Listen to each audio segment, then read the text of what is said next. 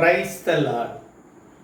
அன்பு இறை உறவுகளே, இந்த காலை வேளையில் இயேசுவோடு கூட உங்களை சந்திப்பதில் மிக்க மகிழ்ச்சி அடைகிறேன்.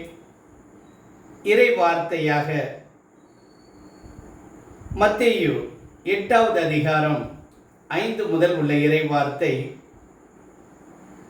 இயேசுவை பார்த்து நூற்றுவர் தலைவர், ஐயா, என் மகன் முடக்குவாதத்தினால் படுத்த படுக்கையாக இருக்கிறான்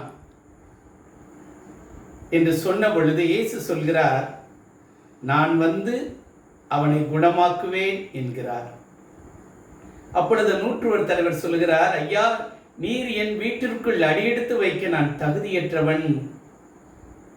அன்பு இறை உறவுகளே, ஒரு வார்த்தை அந்த நூற்றுவர் தலைவர் சொல்லிய பொழுது நோயுற்ற மகனை பார்த்து நான் வந்து குணமாக்குவேன் என்று அவருக்கு மட்டுமல்ல, கேட்டுக்கொண்டிருக்கக்கூடிய, பார்த்து கொண்டிருக்கக்கூடிய உங்களுக்கும் அன்பு ஆண்டவர் சொல்கிறார், இதோ நான் வந்து குணமாக்குவேன். நாம் செய்வது என்ன?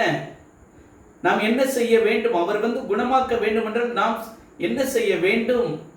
ஆம், ஆண்டவரிடம் கேட்க வேண்டும். ஆண்டவரிடம், இயேசுவிடம் கேட்க வேண்டும். ஆண்டவரே, குணப்படுத்தும். எந்த வியாதியாக இருந்தாலும் அவரால் முடியாத காரியம் ஒன்றுமில்லை. அன்பு தேவ பிள்ளைகளே, மரித்து போன லாசருவை 4 நாள் கழித்து உயிரோடு எழுப்பிய அதே வல்லமை இன்றும் இருக்கிறது, இன்றும் இருக்கிறது. விசுவாசத்தோடு நாம் அவரிடத்தில் கேட்போம். ஆண்டவர் அருளி செய்வார். ஆமென்.